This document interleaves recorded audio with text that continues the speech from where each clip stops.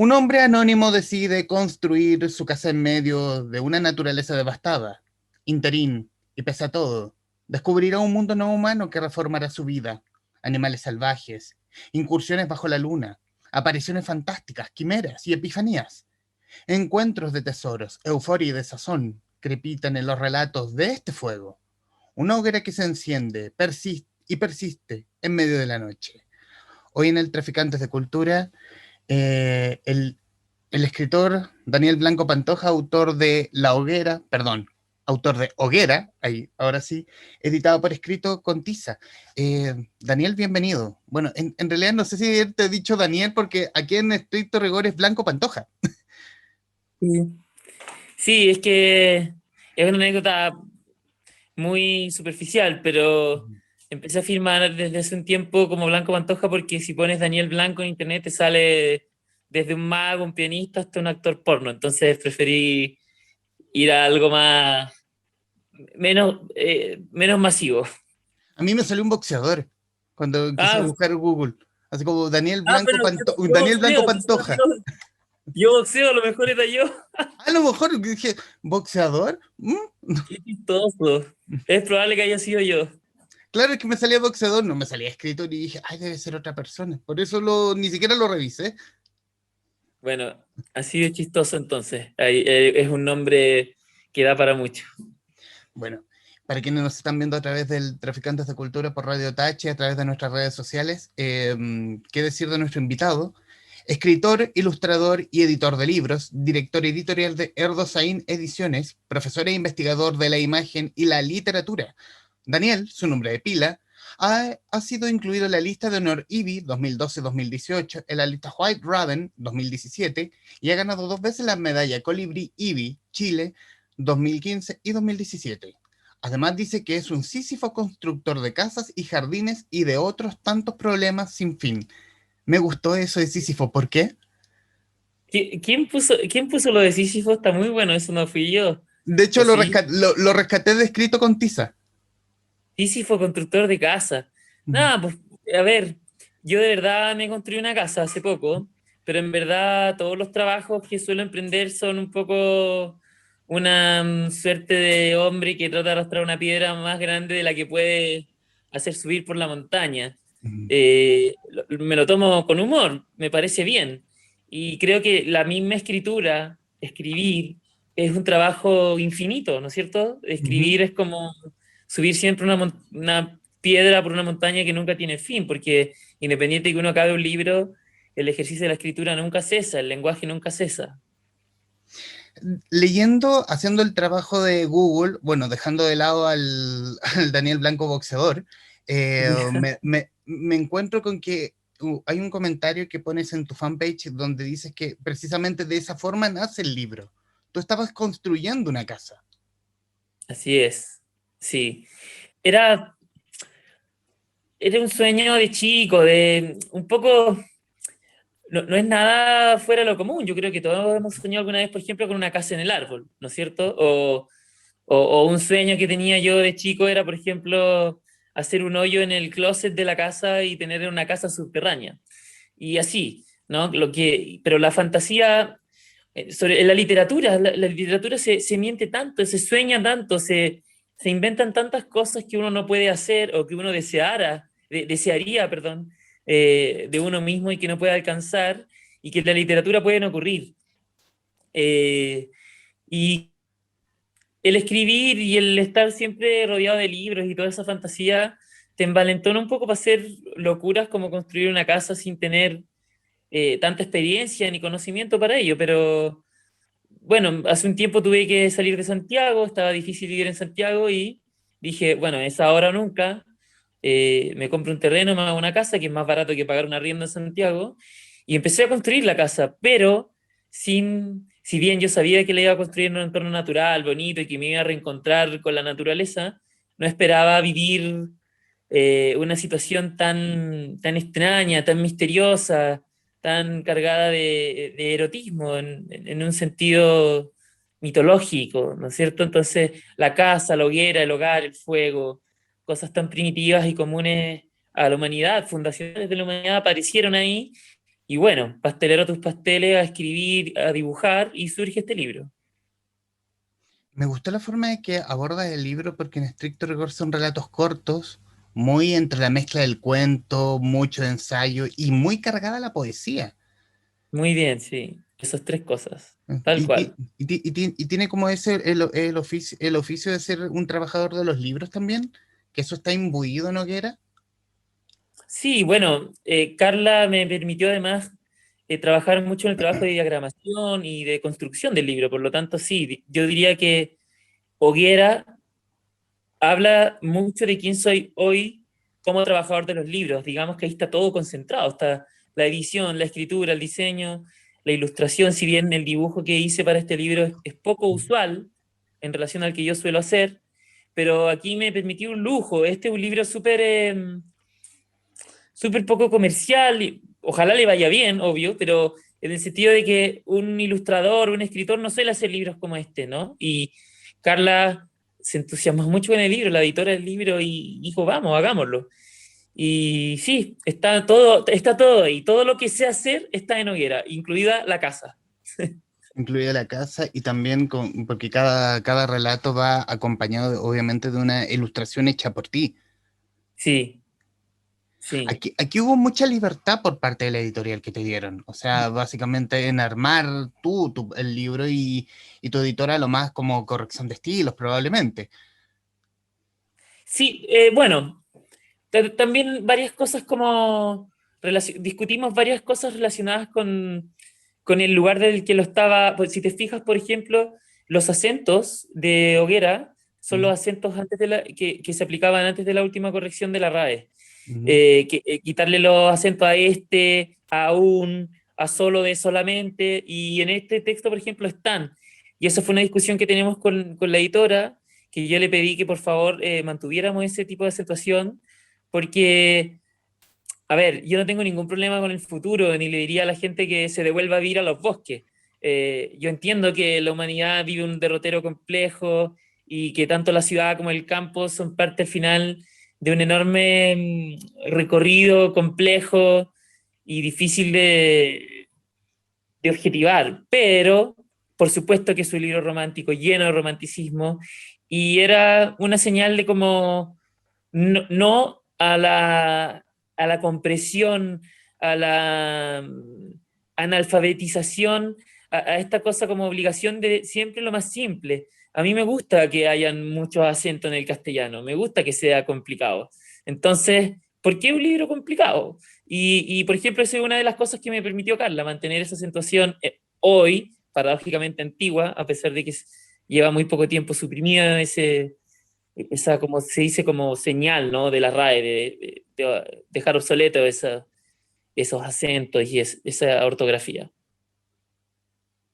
Tiene mucho de, obviamente, de lo que dices. Es como está muy escrito eh, desde el campo, o sea, desde el campo, desde los llamados no ciudad, sobre todo en épocas como hoy, donde la pandemia, donde estamos sumergidos en la pandemia y donde básicamente nos dijeron, oye, bájate dos cambios, respira un poquito, Sí, y donde claramente cambio climático, todos los problemas ha habido y por haber que ha tenido el mundo que nos obligan a escapar de las grandes urbes.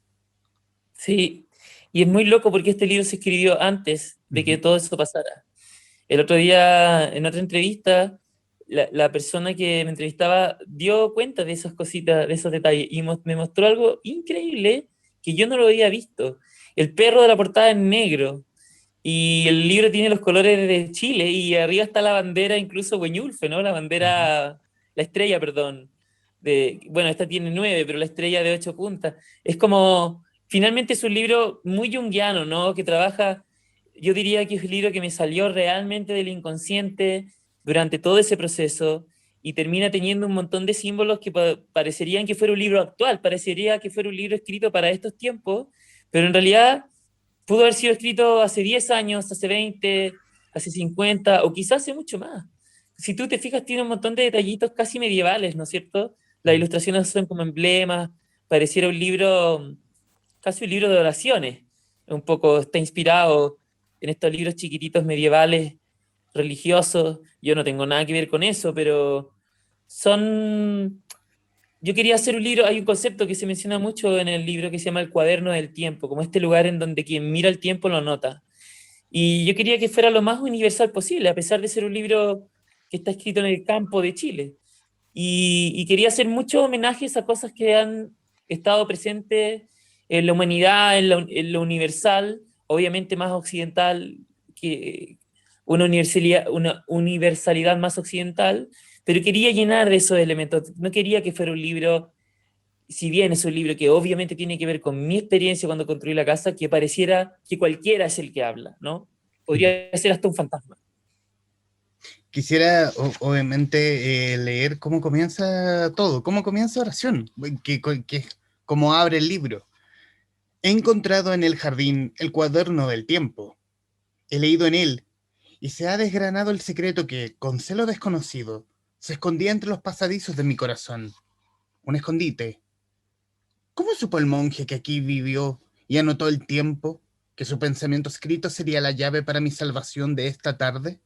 No lo sabía. Él ha visto nubes, lluvias y relámpagos pasar y precipitarse. Y es sobre esto, sobre el tiempo, y no sobre mí, que ha escrito el monje del viejo boldo del jardín de la casa. He leído y he sentido pavor de morir, siendo que tanto me consuela saber que no hay otro destino. He sentido temor de morir, porque el secreto develado era que, a pesar de todo, amo.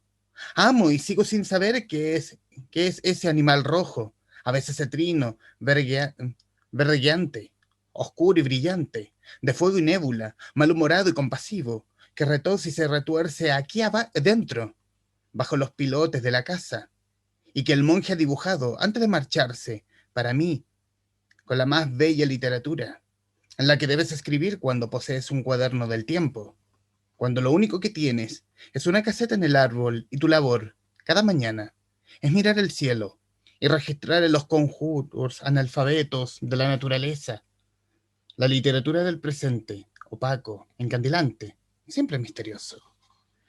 Hay un...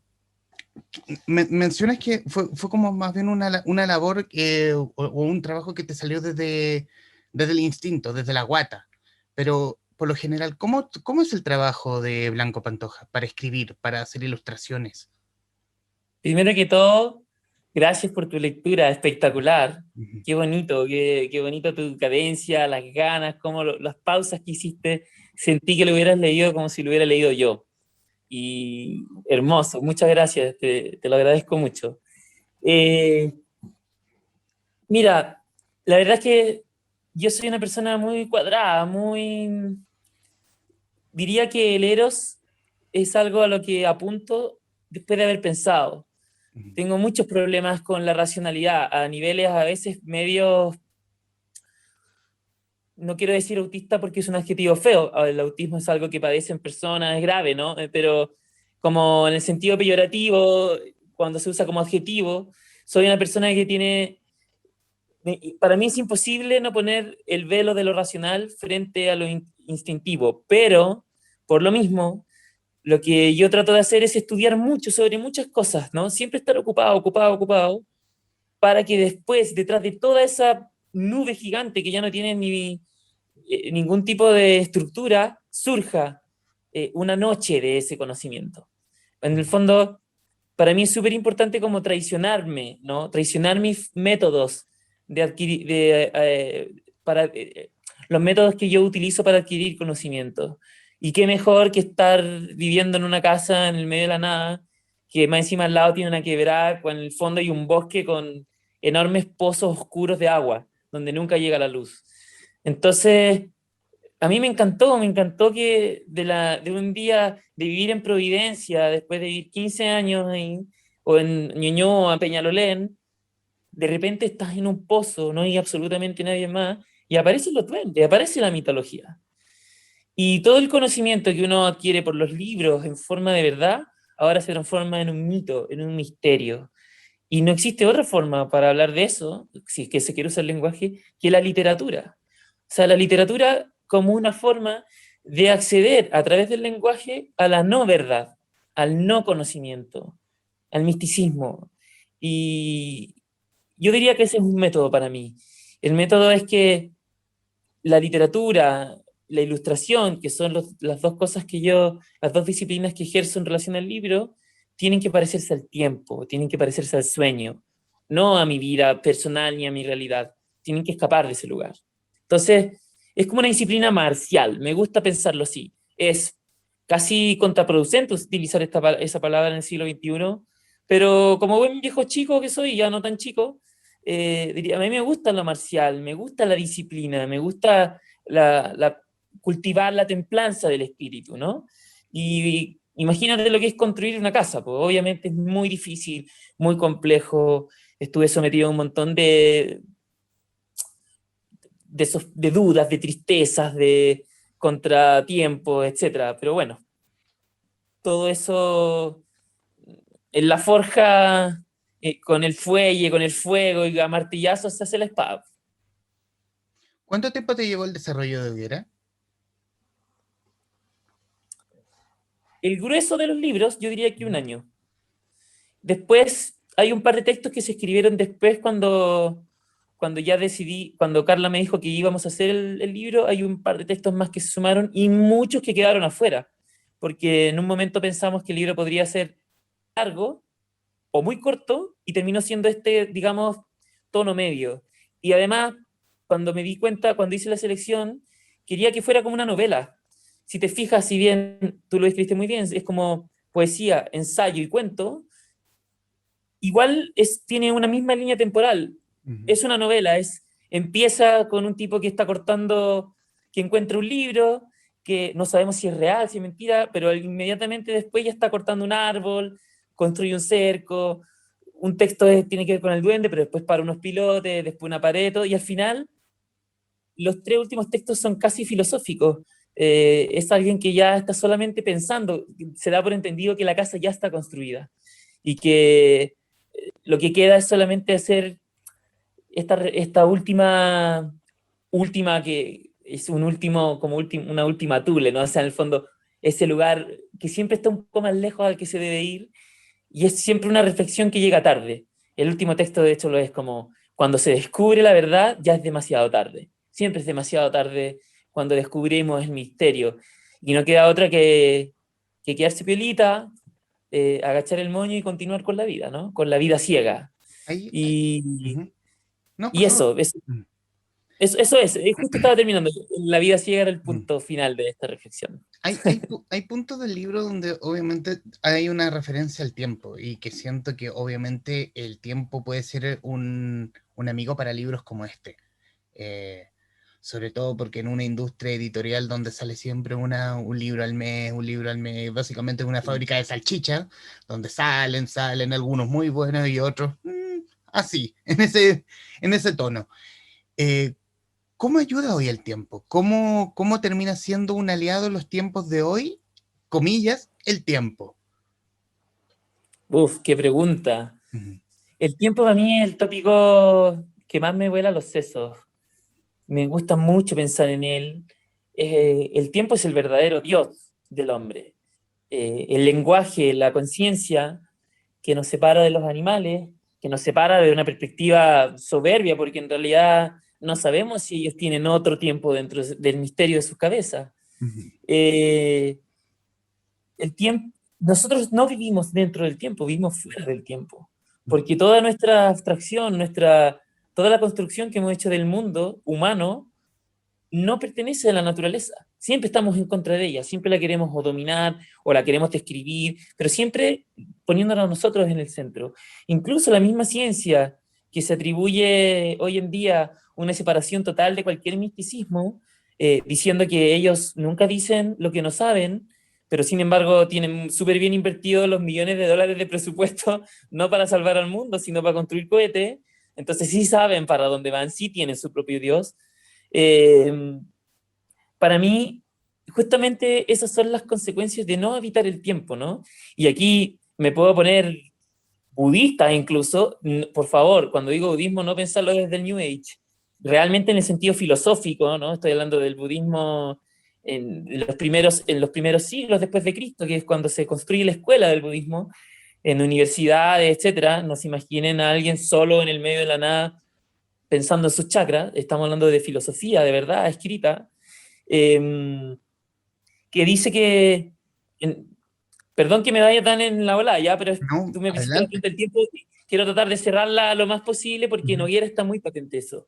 En Occidente se entiende el tiempo y la filosofía occidental siempre cuando habla de Dios o el tiempo hablan de un todo, ujú, de algo lleno, de algo completo, ¿no? Omnipotente, omnisciente, inmarcesible, infinito. En el budismo filosófico se dice que al revés, todas las cosas están vacías, que es el concepto de la vacuidad. En la historia sin fin, toman prestado del budismo el concepto de la vacuidad. No sé si te acuerdas que el mundo se estaba destruyendo porque empezó a crecer el vacío en el corazón de los hombres. Y la vacuidad dice, el budismo dice que unas cosas tienen que sostenerse unas sobre otras porque no hay nada detrás de las cosas. Todo es fato, todo está vacío. Y sería esto la compasión, ¿no? Entonces, para mí, para mi arte, no podría contestarte tu pregunta, se me escapa. Yo solo puedo contestarte de lo que es para mí el ejercicio como escritor, ni siquiera como ilustrador. El escribir es traspasar el tiempo del pensamiento a un papel. Es una máquina del tiempo, los libros son una máquina del tiempo. Tú puedes leer ahí ese libro sin estar hablando conmigo y estás leyendo mi pensamiento, es una locura. Estás dándole rollo a mi pensamiento en forma de tiempo y lenguaje. Sin duda, un escritor es, un, es alguien que reflexiona acerca del tiempo, del devenir, del transcurso de la vida, del transcurso del pensamiento del humano. Y en estos tiempos de estar en casa, los que pueden, yo paradójicamente tengo un trabajo que me permite estar mucho en la casa, ¿no? Antes lo sufría mucho, porque significa ser freelance, pasarlo mal, cuesta pagar las cuentas, el trabajo es precario, y ahora resulta que están todos en la casa. Y yo lo paso chancho en la casa. Si yo llevo mucho tiempo viviendo solo en la casa, escribiendo. Bueno, tengo la suerte de tener un bosque al lado, etcétera. Pero sí, sin duda, el tiempo es la pregunta. Einstein habló del tiempo, seguimos hablando del tiempo, siempre van a hablar del tiempo. La filosofía se quiere contestar la pregunta del tiempo y el universo se desplaza en años luz, que también es tiempo. Entonces, no se puede contestar nada, solo podemos escribir acerca de ello, reflexionar, soñar. quiero rescatar algo respecto de unos puntos que tocan de lo que acabas de decir, algo que, o que escribiste al menos en tu fanpage. Eh, Soy trabajador de los libros. Hace años los investigo, los edito, los leo, los dibujo y a veces los escribo. ¿Hay un lugar en cuestión donde, donde Blanco Pantoja se sienta más cómodo o se siente cómodo en cada uno de estos ambientes? Ya, mira, es muy loco. Yo lo que más hago en mi vida es escribir. Ujú. Lo he hecho toda la vida. Me encanta el ejercicio de la escritura. Pero soy autodidacta, entonces yo nunca pensé que, ni siquiera pensé que iba a terminar en los libros. Después de escribir dibujé mucho, pero era un dibujante, era un caricaturista, nunca estuve cerca del mundo del arte. Y la edición fue sin querer. Ujú. Empecé a trabajar en Pehuen hace mucho tiempo, hace el 2005, empecé a trabajar ahí. Y, y empecé a entrar de a poco. Empecé a diseñarlo, hice la página web, después diseñé un par de libros, después edité un libro, después produje, después mandé los libros para la imprenta, aprendí el oficio de los libros, fui a ferias de libros, conocí gente increíble y terminé trabajando en los libros. Y la escritura es lo último que empieza a aparecer. Publiqué un libro en 2014 que se llama Animal, pero es un libro álbum, tiene muy poco texto, y este es mi primer libro de texto. O sea, es mi primera publicación como escritor. Diría que recién me estoy transformando en un profesional de la escritura. Espero, pero me gusta porque me encanta esta suerte de axioma de Horacio que decía, uno tiene que escribir los textos, no es el caso de Hoguera, pero me gusta la idea que tiene que ver con el tiempo. Uno tiene que escribir un texto, dejarlo guardado 8 años, volver a leerlo, y si te gusta, entonces vale la pena. No es el caso de Hoguera, pero me gusta la idea de que la escritura sea algo que siempre está ocurriendo y los libros son solamente una gotita, ¿no? De la nube de la escritura. una gota que cae y que a veces cae en buen puerto, a veces cae en forma de libro, cae en una editorial y es publicado. Eh, ya sabemos, los grandes escritores se mueren y después los ambiciosos editores levantan las tumbas de sus archivos y aparecen chorrocientos de escritos, ¿no? El escritor siempre escribe, salvo deben haber algunos casos, no existe nada absoluto, pero la escritura, yo creo que para quien escribe es una forma de comprender el mundo, es una suerte de ciencia, para mí lo es. Para mí ciencia, tarot, magia, trabajo, es trabajo también. Hay un punto aquí al reverso del libro que es que pones una hoguera que se enciende y persiste en medio de la noche. Y yo creo que, y sobre todo en momentos como hoy, donde mucho de esa hoguera que persiste y que se enciende, ocupan el lugar de los libros. Y también un lugar donde los libros han sido pateados, como la cultura en general, en el fondo. Sí. ¿Cómo te funciona a ti? ¿Cómo te funciona? ¿Te declaras lector? ¿Hay libros que encienden tu hoguera interna? Sí, totalmente. Estoy siempre leyendo, me encanta. Soy súper, soy, no soy un buen erudito, para nada, o sea, al revés, soy súper desordenado para estudiar. No tengo método, no tengo academia, no tengo escuela, entonces estoy siempre, tengo miles de libros repartidos por todos lados, no, a veces no los termino, a veces no los empiezo desde el principio, pero el ejercicio de la escritura y la literatura es algo crucial para mí y no sabría vivir de otro modo. Ujú. Eh, Siempre al despertar escribo algo, trato de recordar los sueños, siempre estoy escuchando lo que los demás nos dicen, a ver si hay alguna literatura ahí que plagiar, que robar, ¿no? Los escritores somos terribles ladrones de todo. El lenguaje no es nuestro y de la experiencia de la vida uno saca un texto. Sí, soy totalmente lector y independiente de que la industria del libro eh, esté hoy en día totalmente mercantilizada como todo y muy atacada por superficialidades, siempre hay cosas bonitas, siempre hay editoriales trabajando cosas bellas. Eh, yo mismo tengo una editorial, dirijo una editorial con socios, con unos amigos, y a pesar de que no ganamos ni uno, le ponemos todo el corazón. Creemos que hay una política en el ejercicio de construir libros, por supuesto que sí.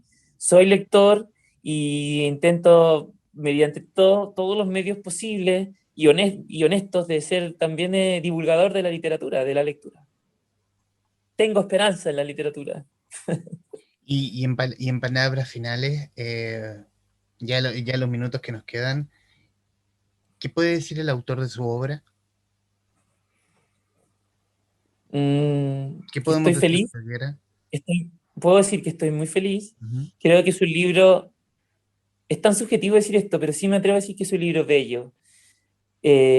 Yo busqué la beatitud, busqué el erotismo en ese libro y espero que quienes lo lean sí puedan encontrarse con eso, ese libro es un entrada en la noche y termina con un amanecer y con un alba, es un bautismo en el misterio.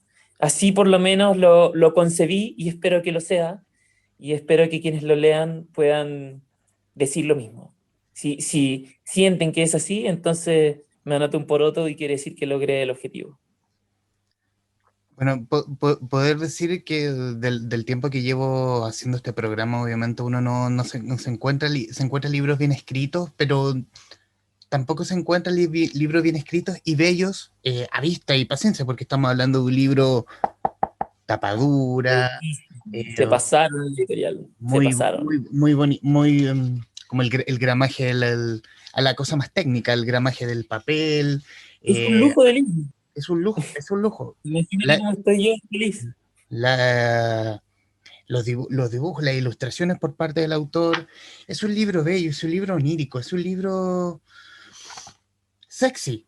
Quizás no es el tono, pero juega, Sí, bien, pero va ahí, en el punto. Y Hoguera tiene lo mucho. dijiste. Yo dije Eros, misterio no, pero esa es la palabra. Seamos, basta de eufemismo y vamos al siglo XXI. Es un libro sexy. Es un libro escrito con tiza. Estate atento a esto. Es un libro sexy. y, ahí, y, ahí, Muy bien. Estoy de acuerdo. y es un libro que por lo menos son los que... libros que me gustan mucho porque mezclan mucho de todo. Tiene poesía, tiene cuentos, mucho ensayo, mucha filosofía. Son libros raros, pero que a mí me gustan mucho los libros raros en todo caso. Y que obviamente, para quienes nos están viendo a través del Traficante, en nuestras redes, a través de Radio Touch, a través de nuestro Instagram, recomendarles este libro sexy, que lo pueden encontrar a través de la web de Escrito con Tiza, y que, bueno, obviamente agradecerle a Blanco Pantoja la posibilidad de poder conversar con la guarida de los traficantes de cultura.